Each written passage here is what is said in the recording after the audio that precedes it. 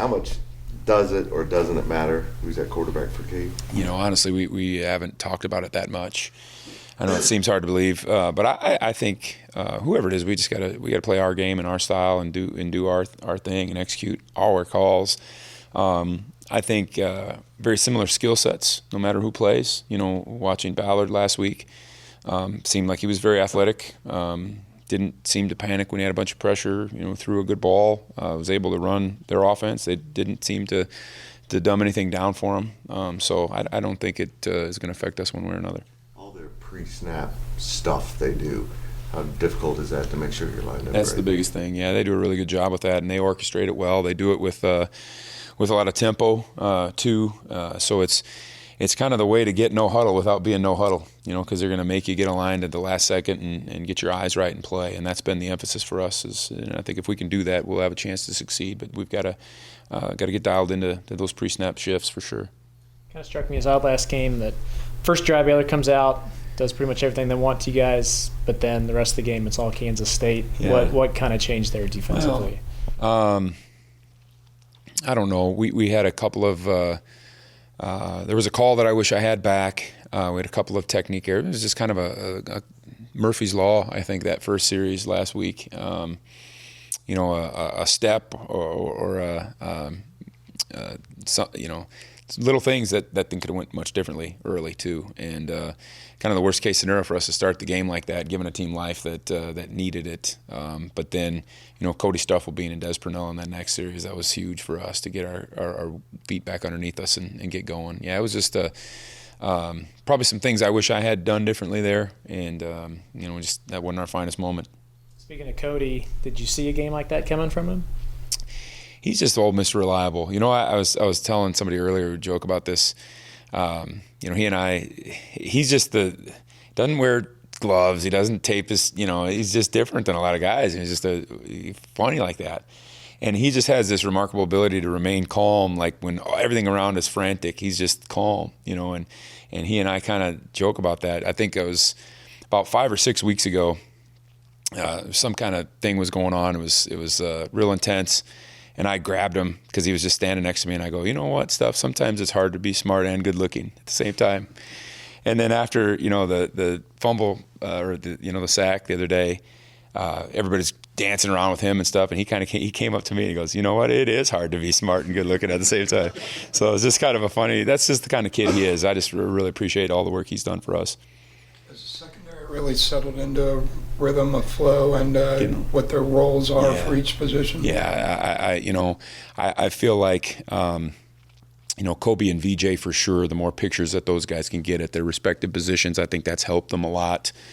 There was a couple of weeks there, and I think sometimes it's my own fault because, we take for granted some of our base things and we, emphasize maybe some more of the exotic things when those guys needed those base down reps to get comfortable in their new positions when we flip those guys around. So those guys have been rock stars. And then I think the other part of it is Will Lee and Keenan Garber, have really settled in. And I don't want to say they were wild cards early in the year, but I think they were still kind of learning how to, the flow of the game and some of that. And just seeing their confidence on the field is a big deal. Those guys have solidified us for sure. You feel like you almost have 4 cover corners out on the field at any one time? Including Marquise, is that what you're saying? Sure. Yeah, you bet. I think those guys can play man against anybody in the country, and I think that we thought that for a long time. I think the big thing is, can they do some of the other things? And that's where they're improving right now, is they're being, when we use them in the run fit, when we send them on a blitz, when we do these different things with them,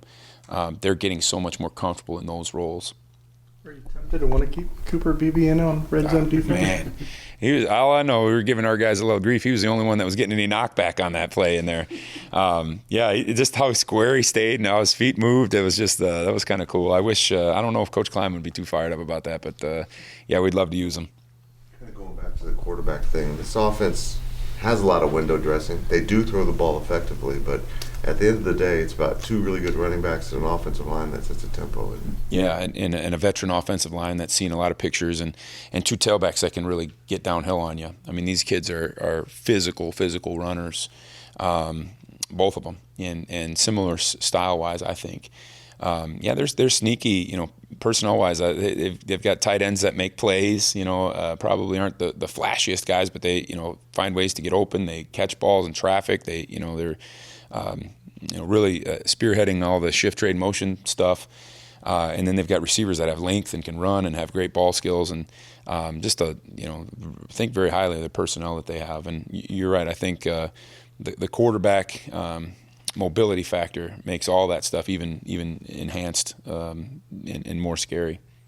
What advice did you have for Khalid after he was ejected the other day? I didn't see him until the following day, honestly. I talked to him this week a little bit. He's Khalid has matured so much, and that's so uncharacteristic of him. I just think he was caught in the moment a little bit, and I didn't even really see what started it or how it ended, to be honest with you. And it was unfortunate because he's been such a good leader for us, and he's fine. He's back. He just kind of got wrapped up in it. I don't think he was starting. I think he was trying to walk away from it.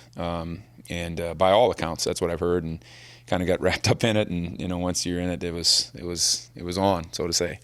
How do you feel about your situation at Mike, having lost Jake Clifton? Yeah, that was shout out to Jake. We've talked about Jake in here multiple weeks. They don't come any better than him as far as a person and a player and a guy that you want represent your program. And I feel awful about that. But I feel very good about Austin Romaine. He's started games for us.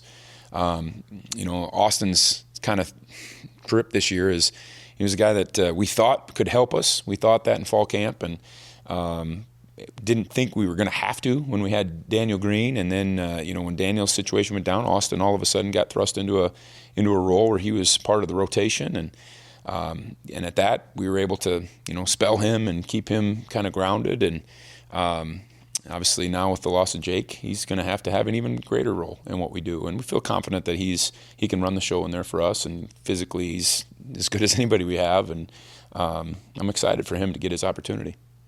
How do you prepare for an offense that doesn't necessarily run gadget plays, but a bunch of abnormal stuff? You're going to get a wildcat, a reverse, a double pass, something like that. Yeah, and the tricky thing is that you can't.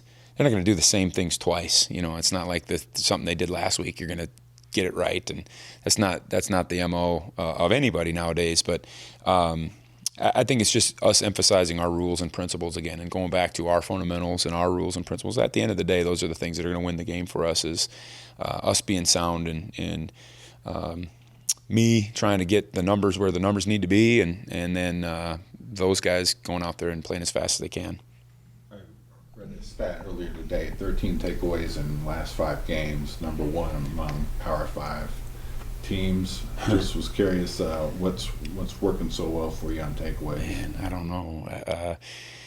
We were emphasizing it just as much when we were getting none, and we were morons for not being able to get any. And I do think, I have a theory. We've played a little bit more zone coverage, and I do think that when you have a little bit more eyes on the ball, sometimes that lends itself to more interceptions, as opposed to when you're playing man and most people have their backs turned to the ball. That's maybe part of it. The other part of it is I do think our guys are getting a little bit more comfortable, a little bit more experienced, and when they get to the point of attack, they get there with a little bit better body control. And I think that's probably got something to do with it too. But as far as us hammering it home every day, that doesn't change since August 1st. That we've always been saying that, and it's just sometimes they come in bunches, and I hope they keep coming.